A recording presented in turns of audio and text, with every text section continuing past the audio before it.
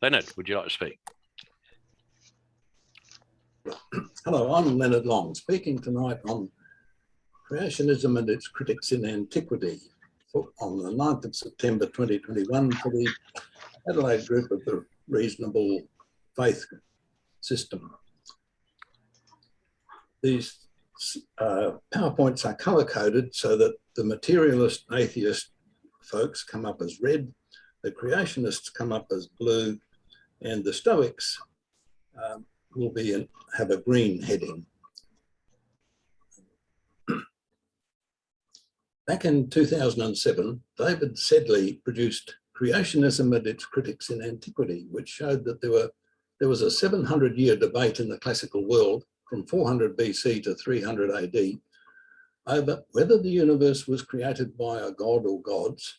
There's the picture of the book, my book, or whether it all just happened by chance. Democritus started this debate by inventing philosophical atheism, atoms, evolution, chance in 400 BC. Epicurus followed him and developed a caring, quietist atheism. Then Lucretius, 55 BC, wrote this all up in the greatest ever philosophical poem, De Rerum Natura. The interesting question at the end of this session is, why did atheism quietly, slowly fade away to nothing by 300 AD?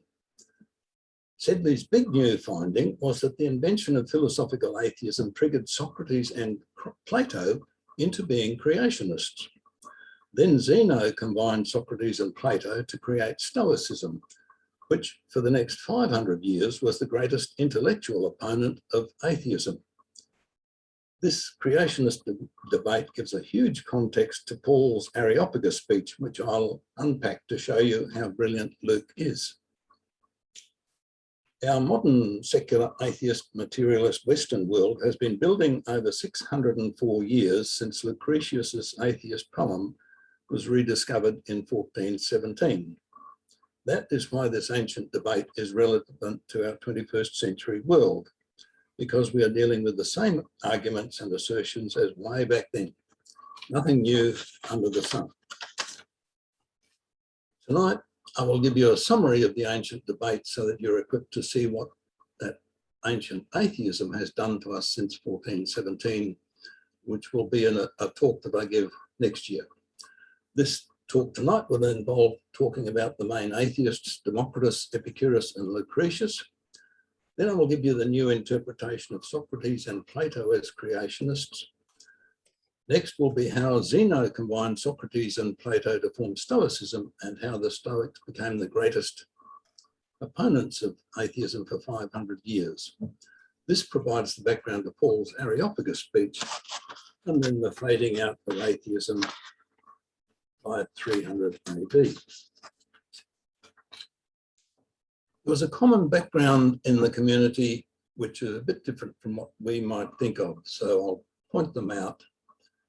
The first was that the ancient Greeks and Romans believed that the gods were everywhere and were involved in everything, and there were so many gods with no overall god that instead of being debated in terms of God versus chance, it was mind versus chance. Is there a mind behind the universe, the structure and function of everything, or has it all just happened by chance? They all also believed that there was stuff lying around out of which the gods had made everything that we see. The gods were like master craftsmen, making the world by very clever work on already existing material. They also believed that life just happens because you could see the worms and crawlies always develop on any food or flesh lying around.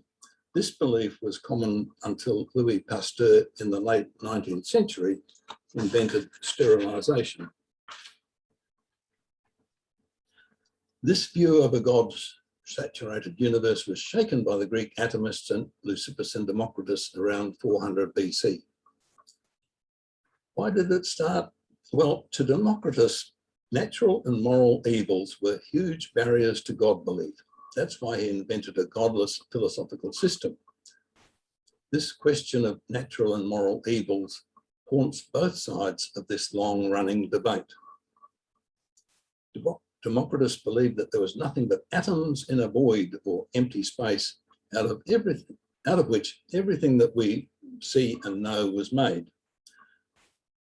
The word atom, hyphenated as you can see there, was an atheist word. It means uncuttable. And since they're uncuttable, in his philosophy, that meant they were indestructible, therefore they are eternal, therefore they were never made by any god or gods. The gods, if they exist, are also made of atoms and have no interest in us. Democritus's concept of the void caused interesting discussions along the lines of, do you mean that there is a something that you call space that is actually a nothing? Now, since there is nothing but material atoms in space, then there is only mechanical material behavior. So there is no free will. What we do is just what we do, and what happens is just what happens. So Democritus set about getting rid of the problems of natural and moral evils by putting all of this into chance. But the big problem was that Democritus then had no basis for labeling anything as a natural evil. That is all just how things happen. Democritus also then had now no basis for saying that there is moral evil. His materialist determinist belief system provides no basis for free will or any system of ethics or morality. People just do what they do out of materialist determinism. He thought that we humans are each nothing more than a temporary chance collection of the appropriate atoms in the right way. So therefore, death is a nothing. It's merely the dispersal of the system of atoms that made us up back into the non-feeling world of atoms out of which we just happen to occur. To make his system work, Democritus invented the power of infinity, that with an infinite number of atoms scattered across infinite space over infinite time, then just by chance anything can happen, even to exact duplicate worlds with exact duplicate people, with exact duplicate names and everything. This power of infinity looked very strong back then, but it ran into trouble on two counts, coming unfairly for that out of much later science.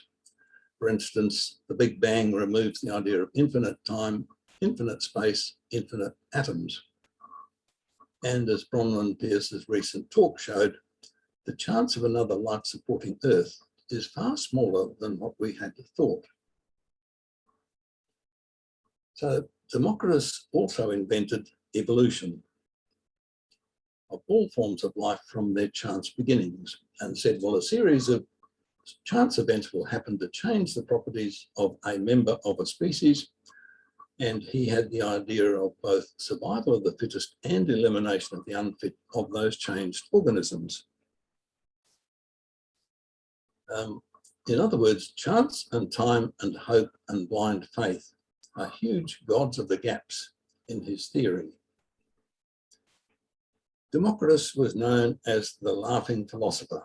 He was laughing at the meaninglessness and purposelessness of the belief system or philosophy which he had invented, his own idea that there are only atoms, space, and blind chance. And this problem of no meaning and no purpose in life comes back to haunt atheism and caused atheism to fade out of the classical world when people decided that they just could not live without meaning and purpose in life. Socrates is interesting in this whole thing. This talk is based on Creationism and its Critics in Antiquity by Sedley, which he brought out in 2007. And his big discovery was that when Democritus invented his atomic atheist belief system, this caused his contemporary Socrates to change from the philosophy of ethics to creationist philosophy. David Sedley was Lawrence Professor of Ancient Philosophy at the University of Cambridge and editor of the Cambridge Companion to Greek and Roman Philosophy. So he's no small player in this field. Our history of Socrates had come from Plato, who started life as a wrestler. When Plato switched from wrestling with bodies to wrestling with ideas, then he went and studied with Socrates. But this was after a fellow named Xenophon, who, as a rich youth, with his rich youth mates, hung out with Socrates. Wonderful. Xenophon lived through and documented Socrates' change in philosophical focus from ethics to creationism. Xenophon also documented Socrates' discussions on creationism. These are important new findings which lead to understanding this long creationist debate. And as a sideline on this, it's interesting that Xenophon was sidelined because Plato was the big philosopher of that time and he understood philosophy, so his history of Socrates was what has normally been held. But Xenophon went off and became quite a successful general, and he was treated as though, well, what would a general know about philosophy? And then Sedley or someone noticed that Xenophon's history of his military campaigns was very good history writing and everything could be verified. So then Xenophon's history of Socrates was looked at more carefully, which is where this all comes from. In his creationist philosophy, Socrates invented the first argument from design in different forms. The first form was that Socrates saying the fact that we have an orderly, predictable cosmos and not chaos on such a vast scale of order and predictability indicates that there is mind behind the cosmos. Next, Socrates also argued that the creator God has an active continuous role within the creation. Firstly, that the products of chance don't normally serve any purpose, whereas products of design typically do serve a purpose. He thought that every feature of us humans serves some purpose. Therefore, we are the result of the design. And thus, divine manufacture persists in every birth. This was the first ever formal argument from design, which I've simplified from its original 8 steps to 4 steps for us. Socrates also said that there are features in us to indicate the creator is benevolent. The placement and function, the placement and function of our eyes with eyelids with their tarsal plates plus eyelashes and eyebrows for protection, our excretory apparatus located as far as possible from our senses, eyes and nose, and we have intelligence and we have non-seasonal sex. Therefore, our creator is benevolent to us.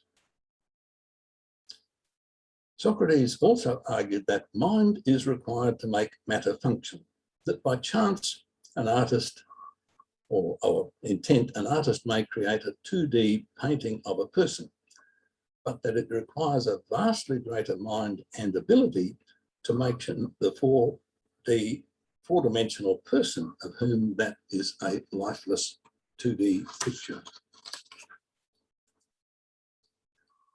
Socrates also argued for mind, nous, intelligence being a cause of action in the material world and that mind was needed to make bodies function. Socrates was sentenced to death by poison for corrupting the youth of Athens with his foreign gods. In his discussion with friends on the last day of his life before taking the poison prescribed by the court, Socrates posed the question, why was Socrates still in this prison cell, in effect? Was it because his muscles, bones and tendons had not acted to take him away? Or was it because his mind had made the decision to stay and take the fatal prescription? Socrates was the first person to say that intelligence is an intrinsically good cause which must be understood in terms of the good that it aims to realize. Socrates also said that intelligence is distinct from the matter in which it occurs, and with this, Socrates thought the atomists were down a wrong-headed road by saying that mind is nothing more than brain in action, which is still an active debate.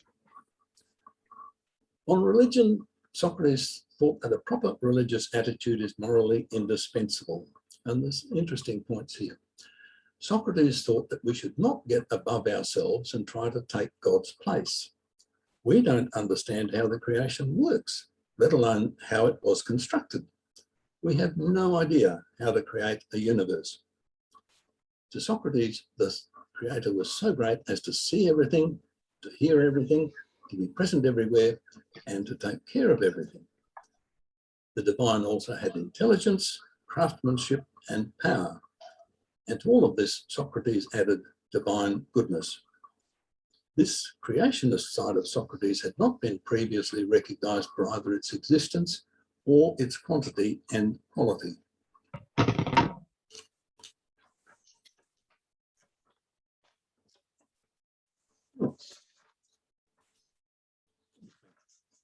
lost my page on, Plato, sorry.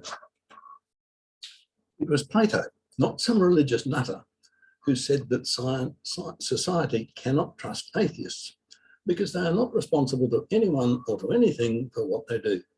Society can put up with the atheists until they show that they cannot be trusted and then dispose of them. That's in Plato's Laws, chapter 10. Plato had a two-level view of reality. In the upper real level, there are forms, don't ask about them, ideas, intelligence, and souls. The lower level is our world of matter, bodies, chance, decay, change, evils, and death. This universe that divine intelligence has provided is not for us humans as physical beings, but it is for our souls, for the improvement of our souls. And Plato's solution to the problem of evil is in four parts then.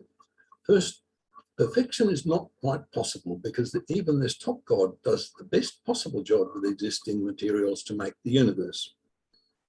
Secondly, the job of creating this earth was given to a junior god, which is why this world is the site of natural and moral evils. This is his theodicy coming up. Thirdly, the human soul is created by the top god, so it's capable of perfection. Our soul is housed in our almost spherical heads, awaiting perfection. Our human body was made by a lesser god, and it's just a suitable temporary housing for our rational souls. This is why Plato does not want bodily direct resurrection. Bodily resurrection would carry into the next life all our problems of deformities, disease, dysfunction, decay, and death. It is our human rational souls that are to go up into the top story when we die. Death is the soul's escape from this material world of change and decay. Plato saw the earth as the central rubbish dump of the universe, not a special point in the creation being central. It's the side of change and decay. And the faulty nature in which we live has the single purpose of the perfecting of the human soul. It is the soul that is the direct beneficiary of a good cosmic arrangement. On to Aristotle, who doesn't have much to say use in this.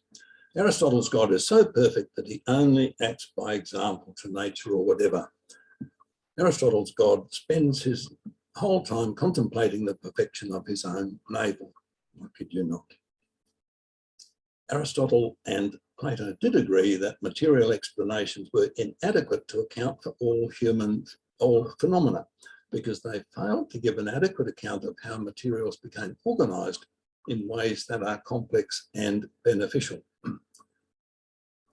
And Aristotle also suggested that design does not necessarily mean a designer in every case.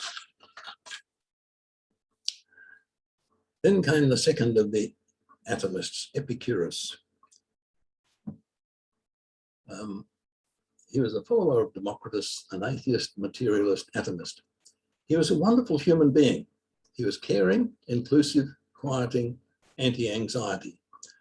He wanted to rid people of what he saw as the two greatest fears that humans have, the fear of death and the fear of judgment. Epicurus said, like Democritus, death is a nothing. We just return to the pain-free existence of nothingness of atoms before we are born. Philip Adams' argument still. Secondly, he said there is no judgment day because we cannot be reconstituted from our atoms after death.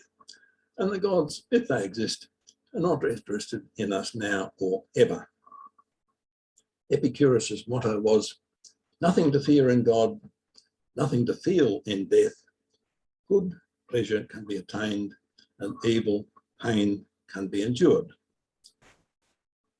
Science and philosophical naturalism were confused by Epicurus.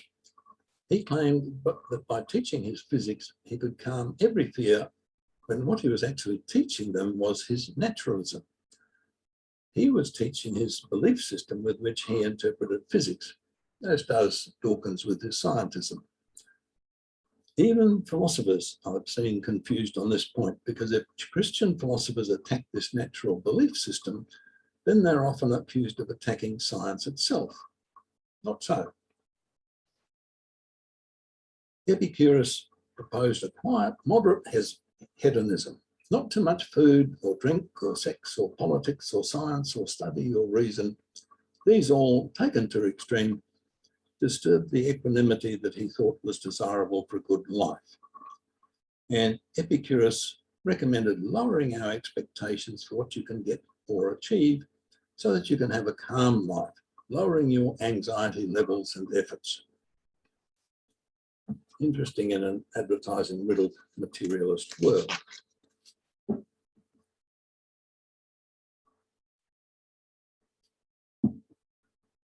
Epicurus had several critiques of creationism. The first was that he thought if the gods exist, then they have a quiet, tranquil life with nothing to do. So his first question was, what could possibly motivate a god to make his life complex and stressed by having to look after a creation? Secondly, where could a god get the model for a universe? Where could a god get the vision of what is possible and worth doing?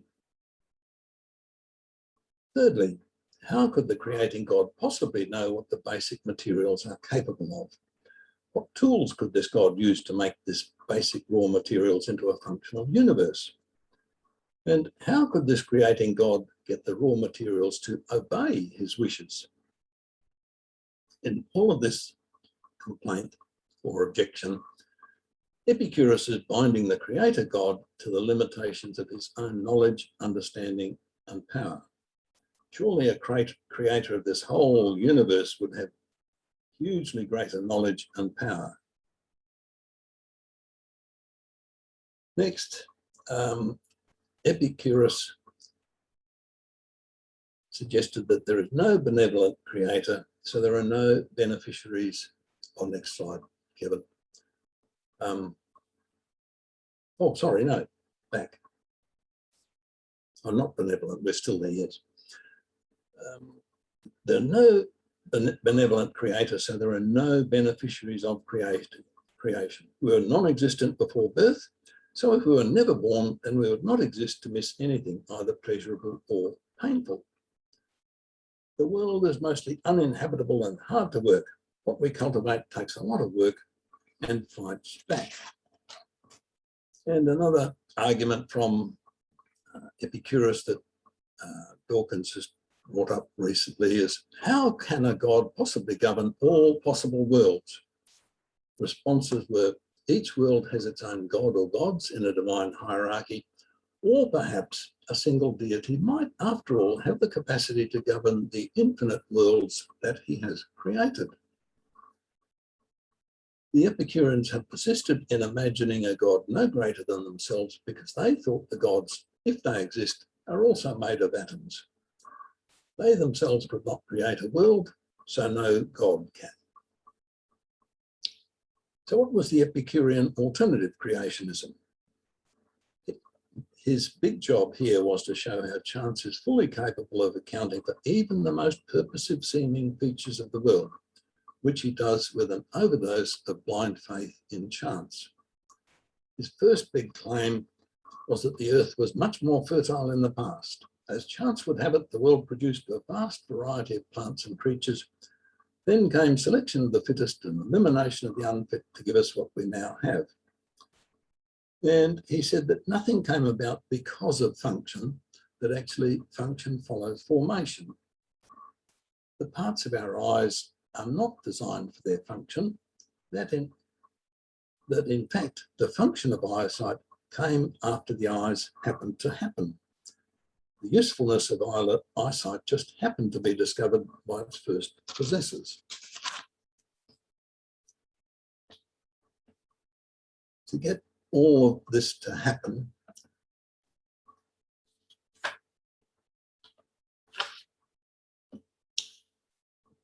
Epicurus had to postulate accident, chance on a staggeringly vast scale to produce, and this produced their reliance on the proposed extraordinary powers of infinity.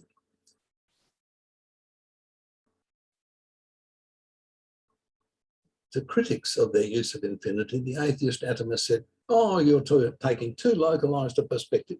Just expand your horizons infinitely and all is possible," they hoped. Cicero's Stoic spokesman derides the power of infinity thus. This is his words: "Those who believe in chance must also believe it is possible that if infinitely many of the 21 letters of the Latin alphabet in gold or whatever were thrown into a container, then shaken out onto the ground, they might form a readable copy of the Annals of Ennius. I'm not sure that luck could manage this even to the extent of a single line." This is the first version of the idea that just by chance, monkeys tapping away at typewriters by chance can produce a sonnet of Shakespeare. After billions of millions of monkey years, it has been calculated. Lucretius, this argument against chance producing coded sense is much stronger now that we know the enormous size of the genetic code, vastly greater than the Annals of Ennius, and we know of the required precision of the genetic code for it to function, to be read properly to function. Lucretius insists that in an infinite universe, a world like ours was bound to occur just through mere atomic accident.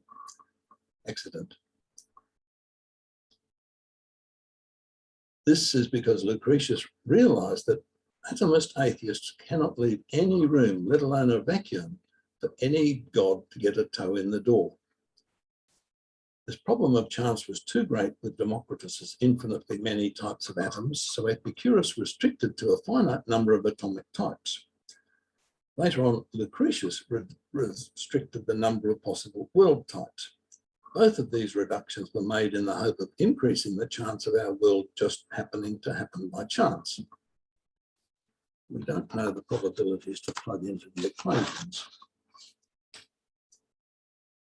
Next came the skeptics, Pyrrhon, who, around the same time as Epicurus. Pyrrhon argued that we cannot prove that our senses give us accurate information about the real world. And the skeptics also argued that we can't prove or disprove the existence of gods. So at least they were balanced skeptics. In that same era, the last school of thought were the Stoics. Zeno made Stoicism out of combining Socrates and Plato. From Socrates, he took virtuous living with morality and personal, social, political contexts. And into that, he incorporated Plato's purpose-based physics into his own purpose-based physics, Stoic physics. Now, in the history of this up to Dawkins and the present is that Francis Bacon removed purpose from the function of science. So it is no wonder that Stephen Weinberg and Richard Dawkins cannot find purpose at the end of their science studies when purpose was removed in setting up the process.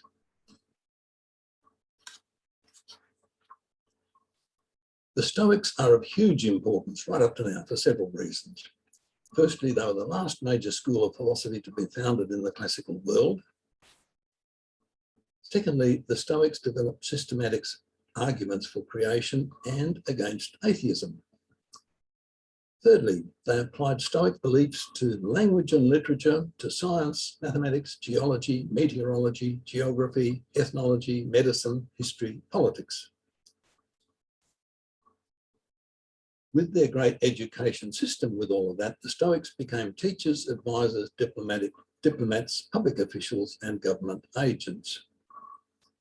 And for the next 500 years, the Stoics were the greatest intellectual opponents of atheism. Stoic influence in its own time was huge. Philo used Stoic and Platonic concepts to interpret Jewish sacred texts. Early Christians applauded Stoic ethics, even if they are fatalist.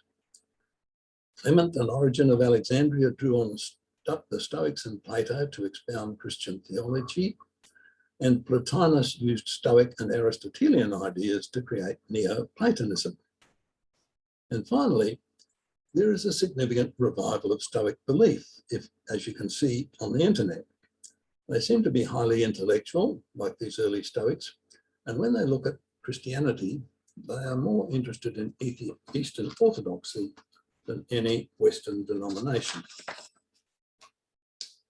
Chrysippus learnt the importance of systematic arguments for and against anything, and he became the greatest Stoic intellect, defining Stoic orthodoxy and defending it vigorously. Chrysippus set up the Stoics as the greatest intellectual opponents of atheism for the next 500 years. He developed Socrates' arguments such as, it might be possible for matter to form into a statue of a person, a 3D statue of a person, by chance. But that living, moving person is a far greater achievement than the statue. He said that chance and time might be a cause, but only if you have adequate evidence, rather than filling in the gaps with time, chance, hope, and blind faith. Chrysippus then asked, who is the beneficiary from creation? No one is the beneficiary of a happenstance, godless universe. It all just is, as he pointed out. To Stoics, the universe is the product of divine benevolence, and the beneficiaries of this divine benevolence are the humans and divine residents of the universe. For Stoics, the only genuinely good and beneficial thing is moral goodness, for this alone can make a person happy. And the Stoics said that only the universe itself, which is a divine living being, in other words, the universe is God, they were pantheists, and its resident deities are already happy and good. We humans are required to work towards these same goals. Chrysippus thought that in Stoic life, all is fated, determined, inevitable. We should just go the way the gods point us. How they found that out is not quite clear. They were fatalists, but said that we are responsible for the way that we go along with or against the gods and fate. Their theodicy is interesting, partly built out of Plato. What is the cause and place of evil? They said that everything in the natural world has been designed and coordinated to prepare our path of moral self-improvement, providing not just obstacles, but also the means to overcome them and thus progress morally. Epicureans focused on the faults of creations: earthquakes, wild beasts, drunk drivers, illness, COVID-19 lockdowns, premature death, difficulty of getting needed resources. And the Stoics said that these are either the divine benefactions or they are the result of compromise that even a supreme deity could not avoid, having to make a world out of the material that just happened to be around. Anyway, all the dangers help us to develop the virtue of courage. And as for the inaccessible resources, they are built in and challenge us to make use of them. So our world is all a challenge to us. It's all set up for us to improve ourselves. This is the original no pain, no gain philosophy. Then came Lucretius the Atomos. Lucretius wrote the greatest philosophical poem ever, De Rerum Natura, in Rome in Latin, as his presentation of Epicurean atheist materialism. This poem was written to inform and persuade people of the atomic atheist philosophy. There are, at my last count, 64 English translations of this poem. The first was, I can't remember the lady who did the first translation back in the 17th century, translation into English. Lucretius did not invent any new atheist or atomic ideas. He put the beliefs of Democritus and Epicurus into poetic form in what many people since 1417 have found to be very persuasive. I have used his presentation of Democritus and Epicurus in this talk.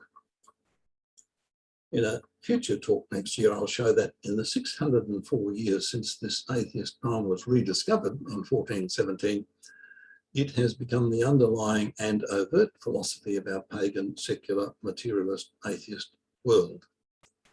That is the significance of understanding this great debate back then. Then came Cicero, who was a Latin scholar, lawyer, and orator. He was wealthy, well-educated in philosophy and rhetoric, first in Rome, then in Greece.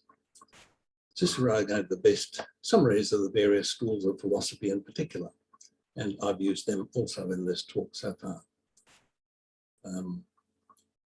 He argued about the current planetary models that were around in his time, which he thought were brilliant things. Next slide, Kevin.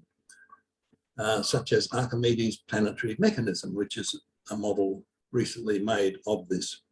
And the next one was Posidonius's armillary sphere.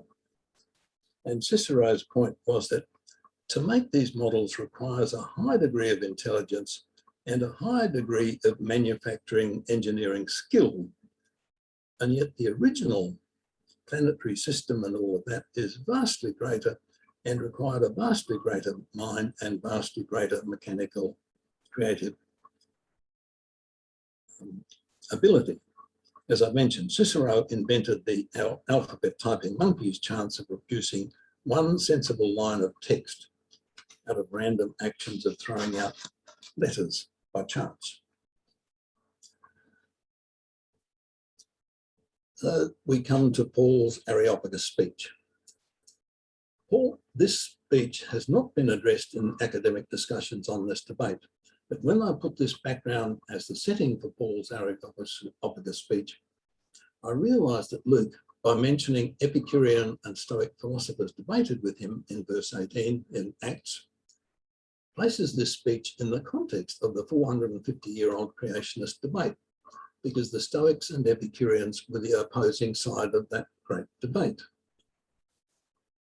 Putting this creationist context on the speech shows Luke at his brilliant, concise best with his description of Paul speaking to the philosophers in Athens.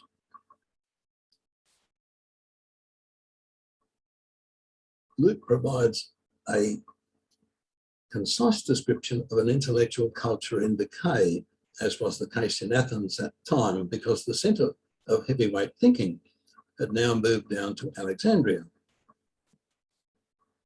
First point was that the gods are everywhere, which means a great diversity of belief systems in Athens. Secondly, these people in Athens were chasing any new ideas this week, just like our media and a lot of academics now. And thirdly, they could not listen to the full presentation of a complete case. The concentration was limited. Don't we know that? In verse 18, some of the Athenians thought that Paul was a babbler or scavenger of ideas of which he only appears to be informed. Then in verse 21, Luke describes the Athenians themselves, ironically or critically or in fun, as they describe Paul as scavengers of the latest ideas floating around. And verses 24 to 30 is a wonderful set of verses now that we know the context of this speech in his great debate. Firstly, the real God is the one who made the universe and everything in it. This is contra the Epicureans. Then we can offer God nothing but what he has made. Secondly, Paul is over or above all of which he has made. So God cannot be contained within any building or idol within creation, contra the idolaters. Third point, God is not part of the creation. The created universe is something other than God himself, contra the Stoic pantheists. Luke has concisely summarized Paul's themes in speaking to the three major groups in front of them. And that is that to recognize the structure of this speech, you need to know that the Epicurean atheists and the Stoic pantheists did not believe in idols. So they are placed on each side. They were the opposing points of view in this whole argument.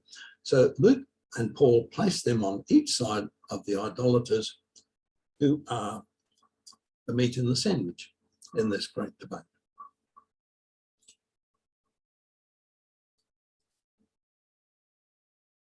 Then came the bodily resurrection and judgment bit. The Epicurean atheists were against any concept of judgment after death. Epicurus had put a great deal of effort into claiming that there was no possibility of judgment after death, as mentioned earlier. And this ties in with Plato's accusation that atheists can't be trusted by society because they're not accountable to anyone in this life or in any next life if there is one. They are free to do whatever they choose to do good or bad or evil, because there are no moral constraints on their belief system. All the rest of the ancient Greeks did not want or denied the concept of bodily resurrection of the dead.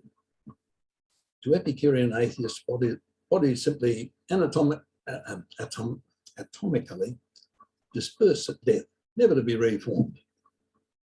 All the Greeks thought, like Plato, that this material world is the central rubbish dump of the universe because it is the site of material change and pain and decay. That's why they all laughed at the idea of bodily resurrection. If there is to be any life after death, it has to be spiritual, not material, because they were glad to be rid of this body of change and pain and decay.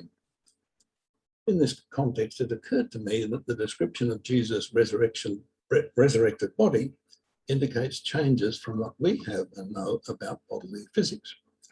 And also that the tree of life comes back in Revelation.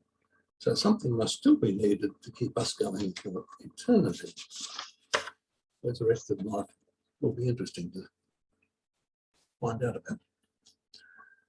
Last person in this talk, Galen, a remarkable Greek doctor. In a spectacular career, he rose from gladiator physician in Asia Minor to court physician in the Rome of the Emperor Marcus Aurelius, who was emperor from 161 to 180 AD.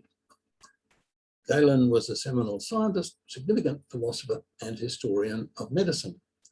Galen was a rabid creationist. We have his 14 creationist essays. With Aristotle, Galen thinks that the designs in living organisms are the best that could be.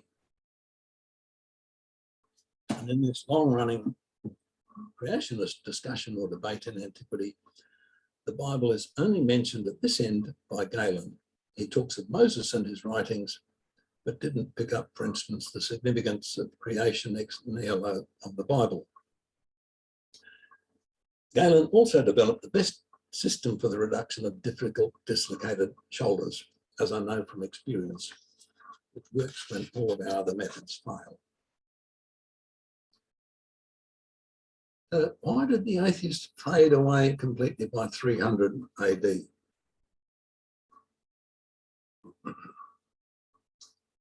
Without the gods, the world and nature were unintelligible to the atheists. With no meaning or purpose to life itself, and no meaning or purpose to our own lives, there's no meaning or purpose bigger than our own little selves. People can't live without meaning and purpose. And as one of our present atheist philosophers, Thomas Nagel, has said, I want you to know that I'm an atheist, but I'm beginning to think that we humans cannot live without meaning and purpose. By this time, also, Epicureanism had become wildly hedonistic, not like the calm quietism of their founder, Epicurus. This lifestyle did not endear materialist atheism to many in the ancient world, so it slowly faded away. And later, with and since the French Revolution, atheism became murderous whenever it has gained political power. Again, because with no controlled scripture, each generation, each person can interpret atheism as they like, with no standard beliefs or creed to which to be held. This is all part of the atheist's complete freedom of judgment, as Plato had said. So does this 700-year debate about creation by pagans show that Paul was right in Romans 1 when he says that humans have no excuse for seeing that there is a God involved in the design and operation of the universe? Well, the greatest barrier then and now to belief in God, or to belief in a good God, is the existence of natural and moral evils. There is murder, suicide, torture, rape, and millions of other sins that people do to others. Was this in the plan of creation, really?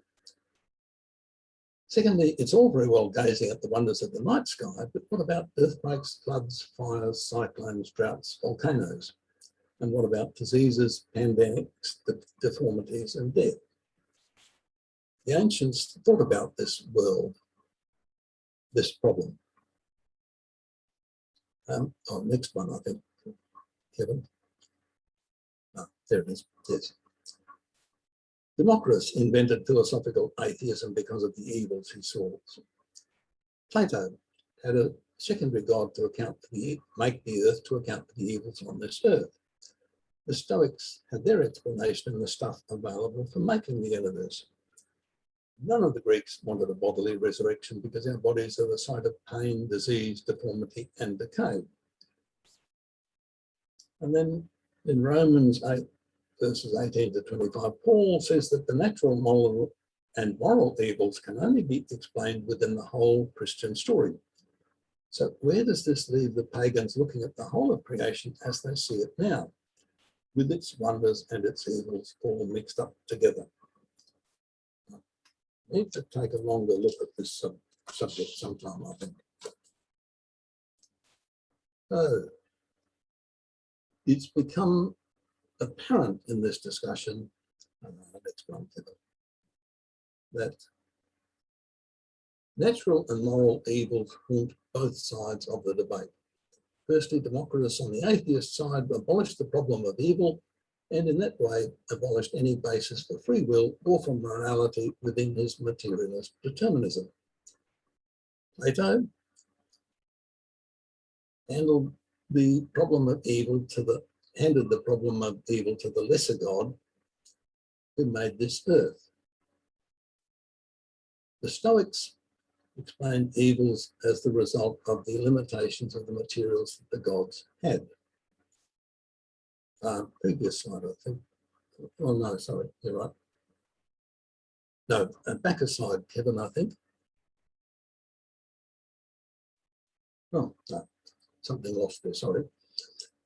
In Romans, Paul gives an explanation for evils that requires taking the whole Christian view, but this is not available or obvious to anyone without that revelation.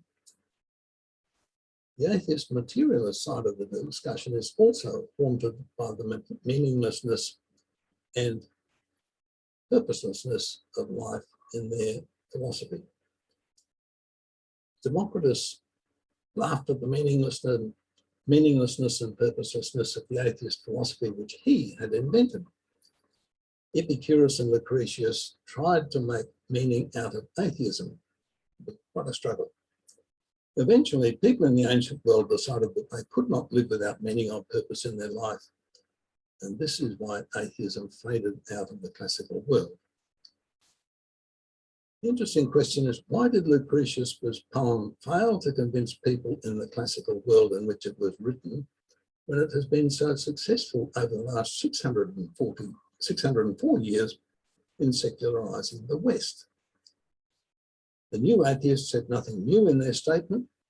All their points came from back there in the classical world.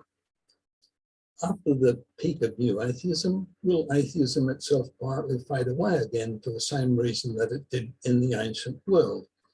That people can't live without meaning, purpose, and value in life itself and in their own lives. This may be behind the growing group of people who claim to be spiritual but not religious.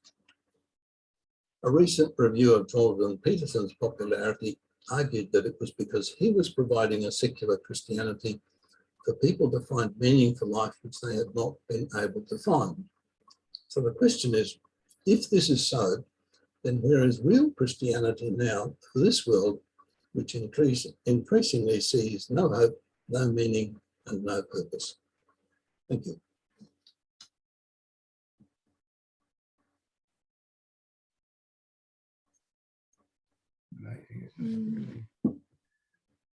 Incredible. Okay, you're free to unmute your microphones. So thank you very much, Leonard, for that presentation. And initially, I'll just go through some of the comments that people have raised in the on chat during the course of Leonard's talk. So the first one is from Tom Daly. Would you like to read that out, Tom, what you've written and talk to it? Just on my phone right at the moment. Kevin, do you want to read it out, please? Oh, okay. Yes, but hence the appeals to string theory and the multiverse or loop quantum gravity.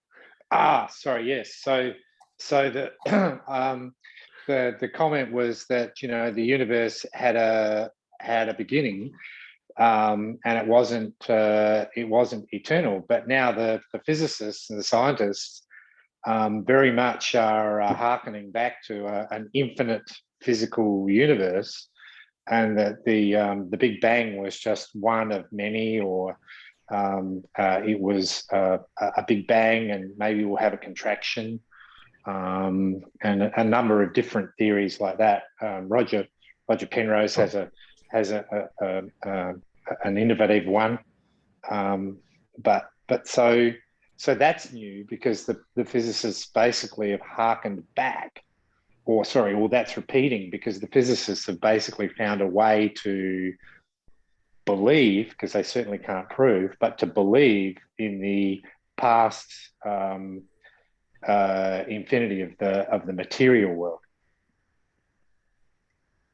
That was all. Yeah, I'd say there'd be a bit of a mixture in that side. Like there'd be those who hold to a multiverse theory, but wouldn't necessarily say it's past eternal. Some might. Well, it's really interesting when William Lane Craig came and debated Lawrence Krauss, even though Lawrence Krauss was not exactly a very honest debating partner. This was one of the big things, is whether is it the Bohr-Guth-Vilenkin theory? Yeah. And I think Andrei Vilenkin was actually saying that any expanding universe or multiverse would actually have to have a beginning. But there was a lot of to and fro on that, and I don't think the Christian side we ever made it really stick. But it is an article of faith with a lot of physicists, because it's the only thing that gets them beyond the fine-tuning problem, and it's the only thing I think the more philosophical ones understand that it's very hard to start with a past infinite universe and actually ever end up with today. Anyway, it's interesting, Leonard, just how the more things change, the more they stay the same. So there's new scientific evidence, but the argument's somewhat the same. Outside of mathematics, infinity is a very difficult problem. Did you want to say anything on that, Leonard? No, I agree with that, those comments. Yeah. Past infinity is even more problematic for the Christian, we can absolutely disavow past infinity, but absolutely believe on future infinity. I don't. There's no problem with that. An asymmetrical view, and this was one of the criticisms of Plato's world, that he had a starting point from which the world goes on infinitely thereafter. So again, not a new problem or question or thought.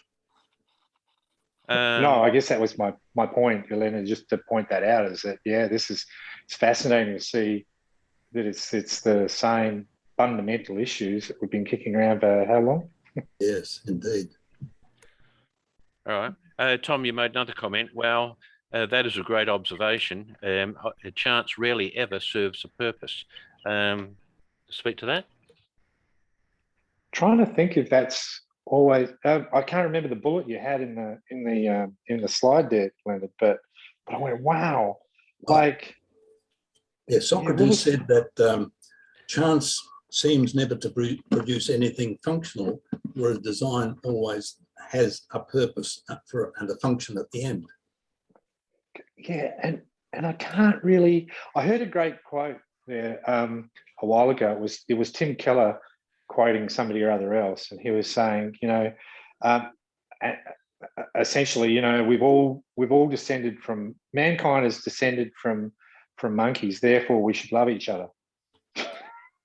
and it's like, hang on, if there's no purpose and there's only chance, why would we have to love each other? It was just the idea to try and put the two against each other to show how jarring it is that the conclusion we should love each other doesn't follow, right? I never really thought about chance itself being antithetical to purpose. I had to think about it a bit more, but it's a great observation. All right, moving along to Stephen's comment. Xenophon's historical work was Anabasis from the sea, an account of how he and other Greek soldiers went with a Persian prince to challenge his brother to the Persian kingship. The prince was killed in battle near Babylon, and the Greeks had to fight their way back through Iraq and Turkey in the cold of winter till they came on Greek settlements on the Black Sea, a truly heroic fighting withdrawal. Stephen, would you like to explain what you said? Well, only to really amplify what Leonard said. Yes, he became famous. Mind you, if you read Anabasis, you find there's a little bit of self-promotion there. The true leader for much of the time was actually a Spartan guy, but Xenophon keeps amplifying how good he was. He actually was the rear guard and had to fight those that were trying to attack from the rear. But nevertheless, it's a truly amazing withdrawal from the Mesopotamia all the way back to the Mediterranean or the Black Sea and their escape. It was it certainly takes Dunkirk and then amplifies it a whole lot. So if anyone wants to read Anabasis, it's a ripping good yarn. I find it remarkable that as a rich youth, Xenophon and his rich youth mates hung out with Socrates. Yes. And absorbed his philosophy and wrote it all up afterwards. Yes. Yeah, and obviously he was multifaceted, became a very good, as you said, fighting general too. Oh, yes. And self-promotion as well. Something new and different. Yes, indeed. Anyway, enough said. I was just amplifying, because you did mention the fact that he became famous as a general, and having read Anabasis, it was a truly, very gripping book. All right, Tom made another comment. Didn't Bacon also make science into a tool to form the world as we want it, thus relieving us from having to deal with the world as it is? Yes, this is where Christians are often blamed for being dominators of the creation. But you need to read Psalm 72 to see what the biblical concept of domination was, which is the ideal king. And it was Francis Bacon who said that the use of science is to take anything and everything in nature to make it useful for us humans. That's where it comes from, not from Christianity and the scriptures. All right. Did you want to make? Yeah, Tom. Yeah, that was, and so now that results in culture in the Western world in particular, where say if you apply it to say the pandemic, and I take no credit for this, thinking it's some other folks that I've been listening to, but they're saying it's really interesting because now we should be able to form the world in our own image, and therefore the only response to the pandemic is actually to there's no idea of lamenting and enduring and suffering. It's only outrage and battle against, which is valid, but not sufficient. Yes, about a week ago in the Australian, there was an article by a Stoic on the advantages of Stoic belief system now, because that all came into existence back when we had really not much control over anything. And he describes how with all the modern science and technology and everything, and occupational health and safety and everything else, we thought we can control everything and just keep it our way. And suddenly we've realised we haven't got complete control of the universe. And so he was arguing that the Stoic belief system helps you cope with inexplicable things that you can't fix. Yeah, that was simply my point, and you could go further because now there's a whole lot of moral debates that we have now, where the idea is to change everybody else, change the world instead of the individuals having to change. So Jonathan Haidt is a New York psychologist and social scientist, looking at iPhones and how they affect kids and teen suicide rates, saying that we've stopped training our kids for the road, but actually we're assuming that we change the roads to meet the kids. So it's a broad issue. A comment from Gordon. By definition, science has no goals such as forming the world as we want to see it. Science is essentially the impartial process of testing hypotheses, models of physical reality. Would you like to comment, Gordon? You need to unmute. Gordon, you're muted. Yep, yeah, we can hear you. Yeah. Yes, I was just thinking that the sort of Bacon may have started off scientific ideas, but that's not what science is now or has been for the last quite a long time. The science now is essentially, it doesn't have goals. It's just testing to see what is reality. And, you know, Margaret Thatcher misused science, for example, in trying to get people to find evidence against acid rain. You know, that's cart before the horse. You don't have goals, you don't have things that science is trying to prove. You test a hypothesis, but it may be right or it may be not. You know, that's the essence of science as it is now.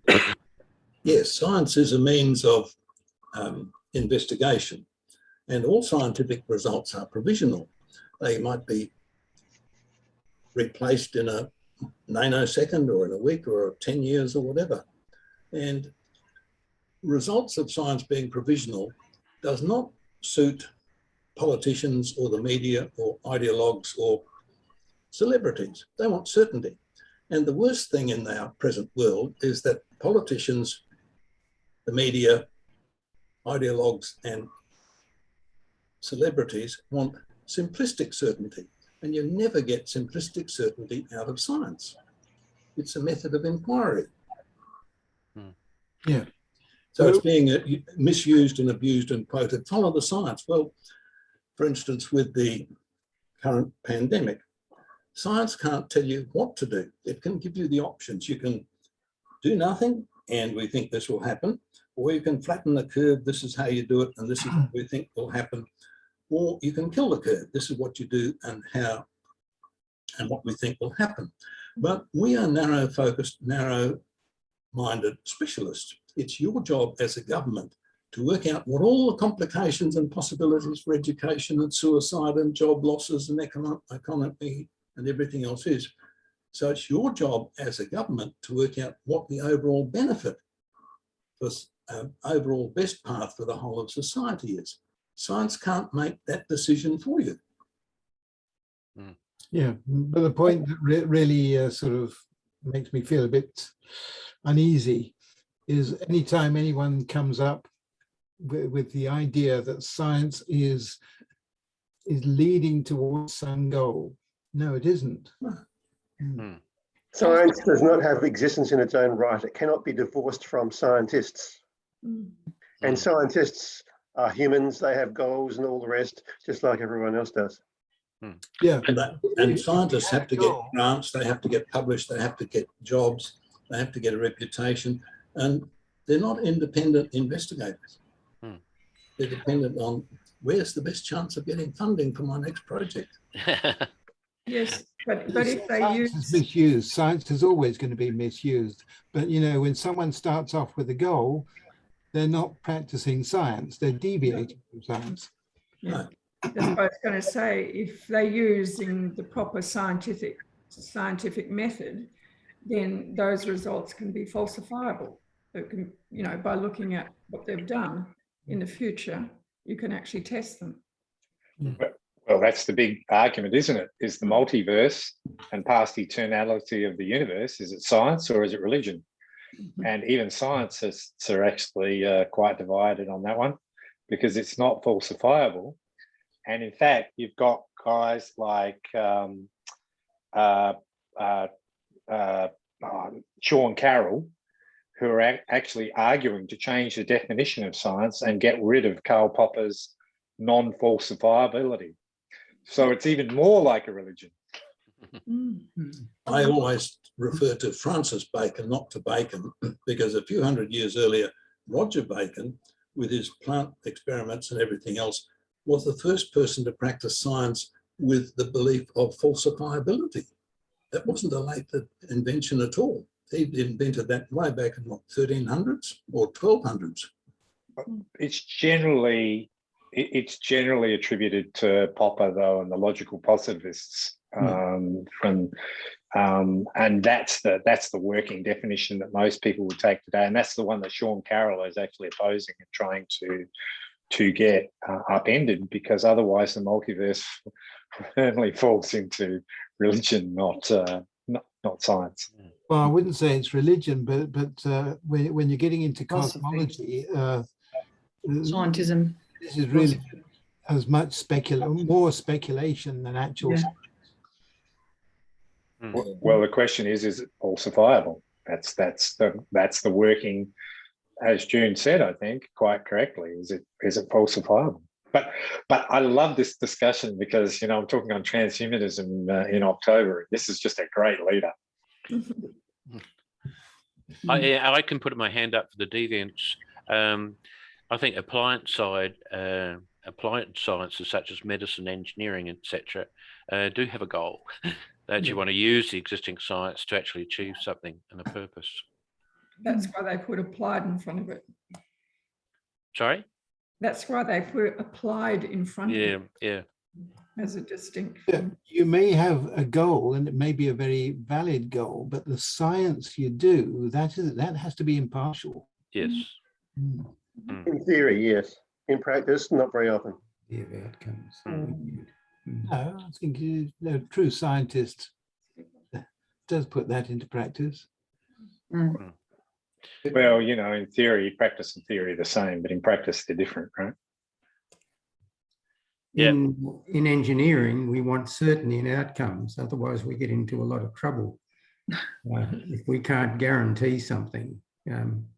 So it's an interesting view, a comparison between science and engineering, I think. Yeah. I'll skip the next comment. It's mine. Tom said, interesting that the same criticism of the design of the models of the cosmos also is pertinent to the Miller-Urea experiment. Would you like to explain that, Tom? Yeah, so the Miller-Urea experiment is where they ran I can't remember the two scientists. This is, I think, late 1800s, early 1900s. They ran electrical charges through through containers, and they ended up of liquids, and they ended up getting proteins. Actually, no, maybe it was like amino the acids. 1940s, amino acids. Sorry, thank you. Yeah. Not even proteins. Thank you. It was about the 1950s. Early 50s. Yeah, 50s. It was the 50s. Yeah, exactly. So you know what I'm talking about. And one of the things I heard the guys from Fazil Rana from Reasonable Faith. Reasons to Believe. Reasons to Believe. Yeah. And he was talking about just the intricate setup of that experiment. So it took a lot of expertise to set up this experiment, a lot of design to set up this experiment.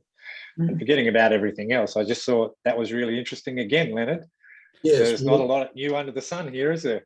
The Miller-Urea experiment was published in Nature magazine in early 1953, and all they could produce was a very few very simple protein or amino acids ready for making proteins.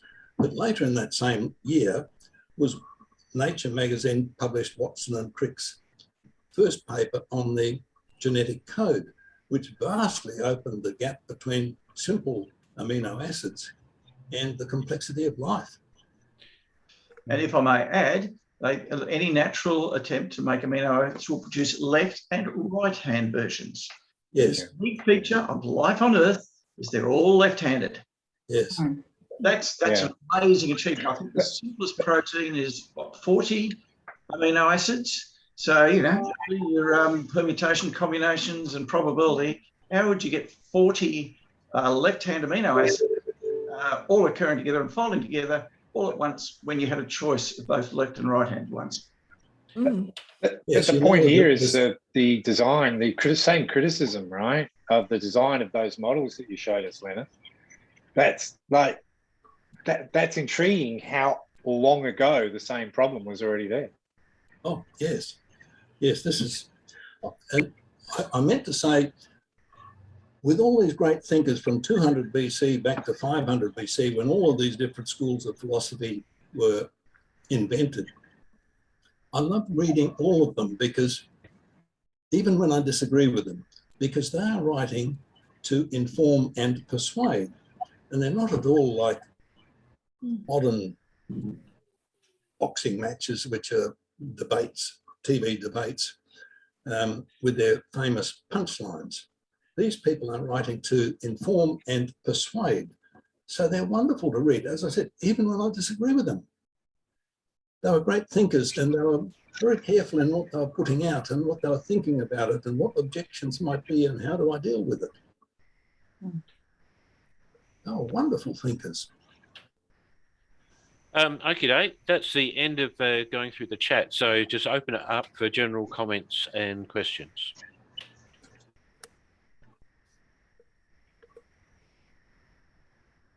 I have that book. Would you recommend it as a good one to read?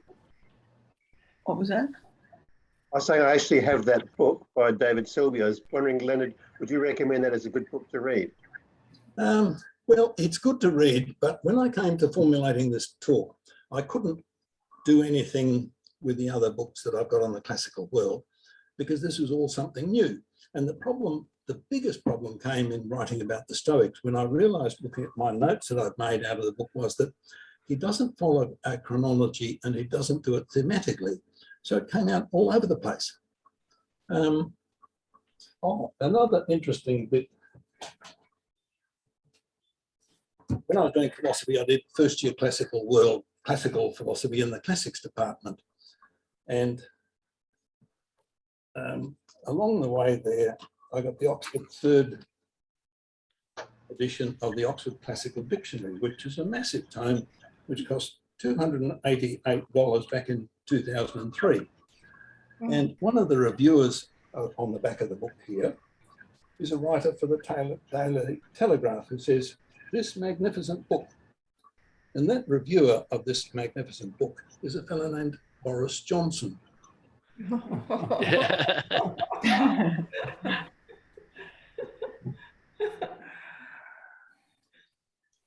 And your point is? Oh, I thought that was a bit of fun. Now, Prime Minister, but back in the 19th century, Gladstone was a notable Prime Minister of England. And while he was Prime Minister, he wrote an analysis of Bishop Butler's Analogy of Religion, which has to be the most difficult piece of English language philosophy ever. And he did a good analysis of it while he was Prime Minister, not before he took it on. Wow. Bronwyn, you were going to say something at one point. I just find it interesting that the Bible states that eternity is written on the heart of man, and it seems to be, from what Leonard's raised, that it's just one of those debates or things that seem to be coming up. You know, it's something that we can't avoid. Doesn't matter what society you're in, it comes up. But also the fact that so we've been wrestling with that for eons. But in reference to the eternal universe, which we now know is not a reality, despite what some scientists may be saying or alluding to, i.e. they're eternal universes, they can't study it, and it'll always remain a philosophical debate. The scientific evidence pointing to a beginning of the universe, we can't escape it. The evidence continues to be reinforced every year. So, yeah, they're just playing with nothing really. They can't prove it. So it'll never be able to be studied. Multiverse will never be able to be studied because it's outside our universe. So. Anyway, that's very interesting that eternity seems to be a reoccurring thing that we all grapple with. We're reaching out to God in some respect, all of us.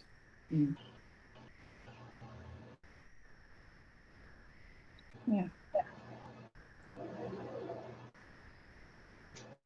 Any comment? Related to that is the bit that, according to Leonard, put the nail in the coffin of atheism back around 300, is that none of us can really live without some idea of purpose and meaning. It's always been the case way back then, right now. We have to have some sort of reason to exist. Otherwise, why exist? I kind of wonder whether that's a good argument against atheism from I can't remember the name of the guy, but he basically said, all right, the universe is meaningless, just put up with it. If the universe has no meaning, it doesn't mean that of itself is not a good argument that atheism is untrue. No, it's not, but it does mean that we can't live with that consistently. Yeah. Yeah, but that's an argument for being able to live in a delusion.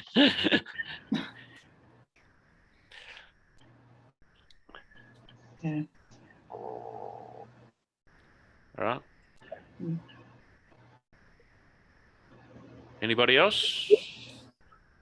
Yeah, that's also an argument. Don't bother me with your fashionable morals of today, because what's the point? It's like, don't see, generally the atheists are not unreligious. Today's atheists are very, very religious, right? They just don't like our religion. So modern atheists will care passionately about, they'll say they just lack one more God or whatever. And that's fine. Maybe atheism, and maybe the lack of purpose is not, maybe that's the way the world is, right? But then in the very next breath, they'll turn around and they'll tell you what they care about and want you to agree. Yeah. That's where the inconsistency is. And if I may, Tom, I'm going to give you a bit of a scoop on my next session. Just before the census was held, the Secular Society of Australia, I think they even had a Zoom broadcast, and in it, the head of the secular society was really promoting the Satanists' view of voting for no religion. She was actually cheerleading for the Satanists. She said, you know, they've got all the attributes we want. They believe in free love and all that sort of stuff. Let's give a big shout for the Satanists. So there you go. They do have a religion, and they're linked to. When I was an official advisor to a member of the Federal Education Ministers' Advisory Committee, they came up with this question of what do we do for religion studies? Yes. And I objected to that on the basis that they were putting the religion people, as they call them, into a special box. They're something different from us. And I said, what they have to consider is actually a subject of belief system studies, because everyone has a belief system, whether it's naturalism or feminism or environmentalism or anything else, or atheism or whatever. And then if you call it a belief system studies, then all of these different belief systems outside religions come in for equal analysis as belief systems by which people live. Sounds like a good idea. One thing I haven't been able to work out with atheists is that they claim very strongly that they do not believe anything. So I don't know how they can believe that. No. I think they're just trying to shift the burden of proof. Yes, but they only want the proof within a direct, simplistic, materialist context. And that is a belief system itself.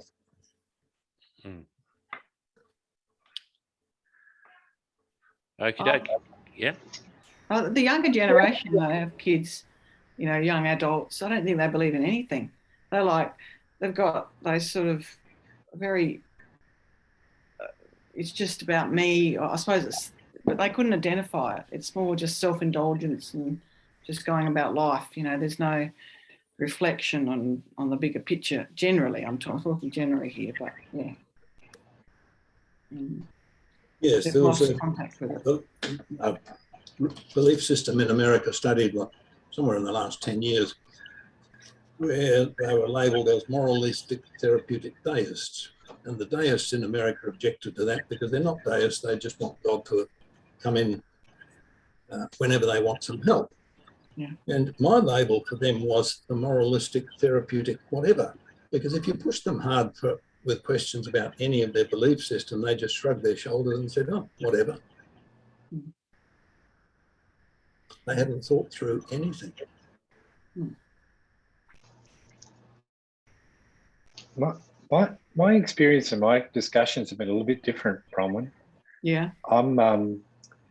Tim Keller wrote an article, The Fading of Forgiveness, was in one of the US papers a little while ago, and it was brilliant. And a lot of the time now in universities, you know, particularly with iGen or Generation Z, they're very, very passionate about moral causes and about, you know, you just have to look at, you know, look at the papers any day to see, well, you know, Tex Walker says something in football, and now, you know, I said something in favour of Tex Walker because I was actually worried about his mental health, right? The way that he was, you know, I think he did something wrong. I love Eddie Betts, and ironically, I was in Alice Springs at the time worshipping with my largely Aboriginal congregation. But I was being labelled by my young friends. So I was very close being labelled by my young friends as a racist for standing up for Tex. So my experience is very much that the young folks are very passionate about things. And I heard the who was it? It was John Dixon, one of John Dixon's guests, I think, on the Undeceptions podcast. He was saying that it was Tom Holland, the historian, Tom Holland. Mm-hmm. He was saying that what we've got now as a society that basically doesn't, that isn't for some larger thing, but actually what they're against is anything that looks like the Nazis, because we've got to be against that. And I went, that has some explanatory power, and particularly coming from a historian out of the UK, I thought that was an interesting thought. So they're very, very angry, and they're against a lot of things, you know, the patriarchy, the white privilege, power, whatever it is, right? But it's always against something and not that much for something. Yeah. And you've got to be a victim or advocating for a victim. That is where you get your self-worth. That's some explanatory power from what I'm seeing. Yes, it's interesting to see that racism, modern racism, was invented in the Enlightenment by the great, wonderful, progressive Enlightened people who invented chronological snobbery, as C.S. Lewis called it. We're superior to everyone in the past because we're so much better. They invented classism. We are superior to those lower classes, as came out in the 2016 presidential debate with that deplorable "let them eat cake" comment. But they also invented the term primitive races because they, the wonderful French Enlightenment people, were so superior to all of these dreadful primitive races we see around the world. So you could never get Shakespeare's Othello, for instance, out of the Enlightenment, where the black man was the hero. June, were you going to say something? Oh, sorry, I was muted. I was just saying youth tends to be like that, you know, to find fault, just like the current youth are angry about the fact of climate change, etc. I think we've all been through that phase, haven't we, in youth?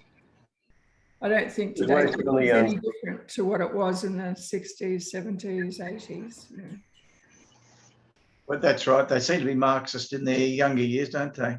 Think of, what was it, the three Burgess, Maclean, etc. all became Marxist during their time in Cambridge, and of course were then made their way up through the British hierarchy because they came from a good background. They were all trusted as being, surely they're going to be on our side, and of course they weren't. They were ready to betray their country. That's extreme.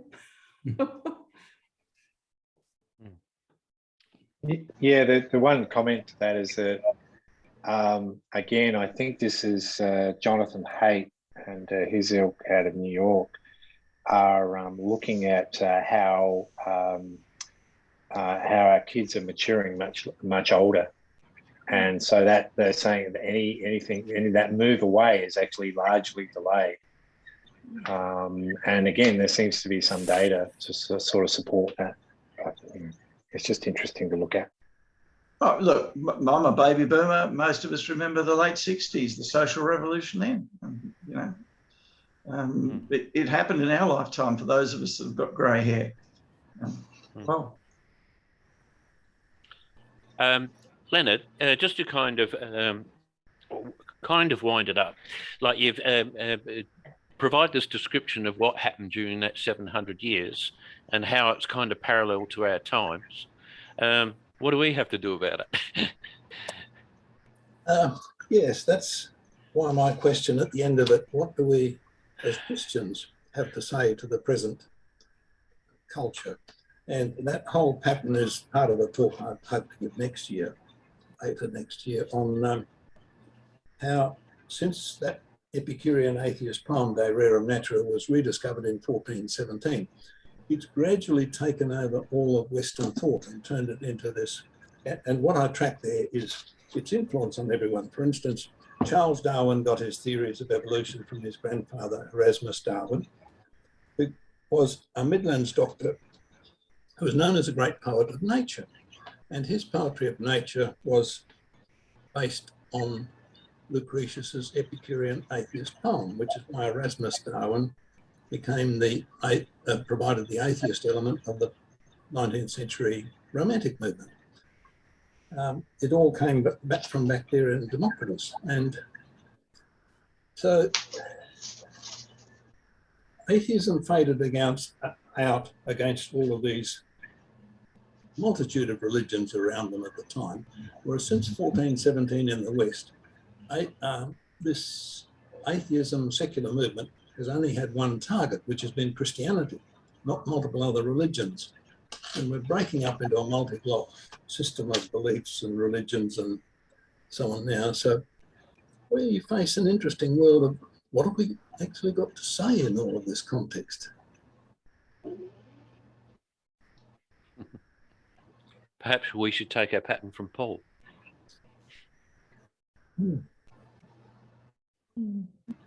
Yeah.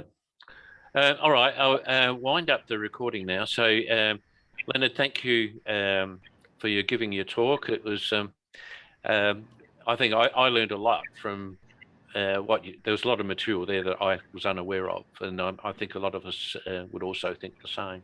So thank you for your analysis and for the great talk you've given. So I'll just stop the recording at this point.